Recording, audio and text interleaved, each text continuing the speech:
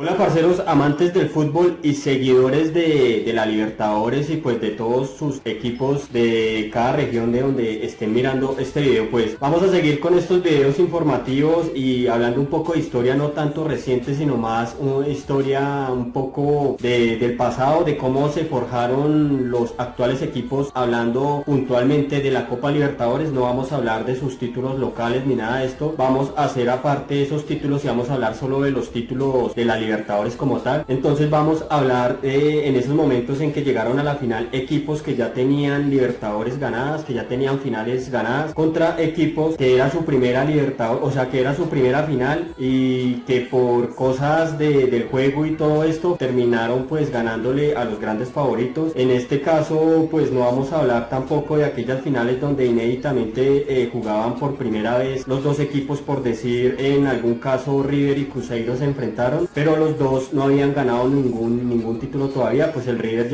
esa era su segunda final, pero pues no había ganado ningún título. También en el caso puntual de River contra el América de Cali en el 85, cuando pues finalmente River Plate ganó su primer título y pues se lo ganó al América de Cali, pero pues en este momento pues el River apenas estaba comenzando a crear su historia hablando de Copa Libertadores. Entonces esa clase de ejemplos no los vamos a ver, vamos a ver ejemplos donde equipos que llevaban más de por lo menos 2 Copas Libertadores ganadas y varias finales jugadas se enfrentaban a equipos que era su primera vez en la final y finalmente pues estos equipos les terminaban ganando. Sin decir nada más y teniendo pues en claro estos detalles que les estoy diciendo, también digamos no se tuvo en cuenta la década de los 60 y de los 70, ya que en estos años los equipos que comandaban la Copa Libertadores eran los equipos uruguayos y los equipos argentinos y equipos brasileños. Entonces digamos que en esas épocas el nivel de los equipos campeones era muy similar. Entonces digamos que no hubieron grandes sorpresas en las finales, ya que estos equipos que se enfrentaban tenían un nivel muy similar. En los 60s y los 70s e inicios de los 80s los equipos eran muy parejos. Por eso pues tomamos en cuenta equipos que después de los 80s y 90s, que eran pequeños, comenzaron a ganarle a estos equipos que habían comandado o que habían mandado en el continente para esas décadas. Vamos por el video. En este primer ejemplo vamos a hablar de el equipo colocolino y el Olimpia de Paraguay, que se enfrentaron en 1991. Pues esta era la segunda participación para el equipo colocolino. Anteriormente había jugado la final de 1973 ante Independiente de Argentina, en el cual terminó siendo subcampeón, perdiendo luego de jugar 3 partidos. El último de esos jugado en la cancha neutral, luego de 2 empates para el Olimpia, significó su quinta final, ya que terminó segundo en 1960 y 1989. Además resultó campeón en las finales de 1979 y 1990. Pues como decíamos al principio del video, el Colo Colo llegaba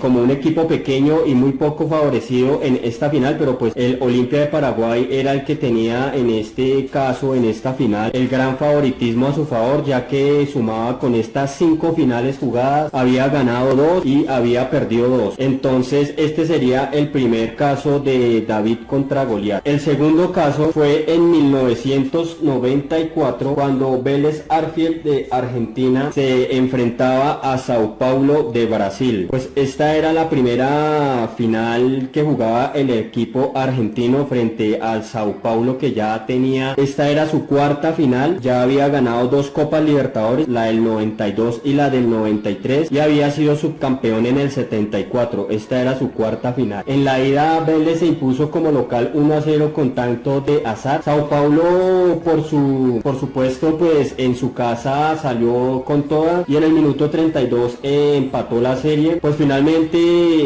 se fueron a los penales y en la definición por penales terminó pues el Vélez Arfield ganando con un contundente 5-3. El tercer caso que tenemos es en el 2013, cuando se enfrentaron Atlético Mineiro contra el Olimpia del Paraguay nuevamente. El Atlético Mineiro, accedió por primera vez en su historia a la instancia decisiva de la Copa Libertadores, arribó a la misma tras clasificarse como el equipo con mayor puntaje de los 8 grupos, motivo por el cual adquirió el derecho a definir como local todas las series de eliminación directa. En octavos de final superó a su connacional Sao Paulo, en cuartos de final al mexicano Tijuana y en semifinales semifinales al Newell's Old Boys de Argentina. Por su parte, el Olimpia disputó su séptima final de Copa Libertadores después de 11 años, desde la última ocasión cuando se coronó campeón en la Copa Libertadores 2002. Llegó a la cita cumbre tras iniciar su recorrido a partir de la primera fase, en la cual eliminó a Defensor Sporting de Uruguay, para más tarde clasificarse en la tercera posición del cuadro general. En octavos de final venció a Tigre de Argentina, en cuartos a Fluminense de Brasil y en semifinales al colombiano Santa Fe. Pues sí, señores, esta era la séptima final jugada para el Olimpia del Paraguay, y pues era la primera que jugaba el equipo brasileño. El Olimpia de Paraguay ya se había coronado en el 79, en el 90 y en el 2002. Por otro lado, había sido subcampeón en el 60, en el 89 y en el 91, y pues este iba a ser otro subcampeonato más, el del 2013. Ahora vamos a hablar del cuarto caso,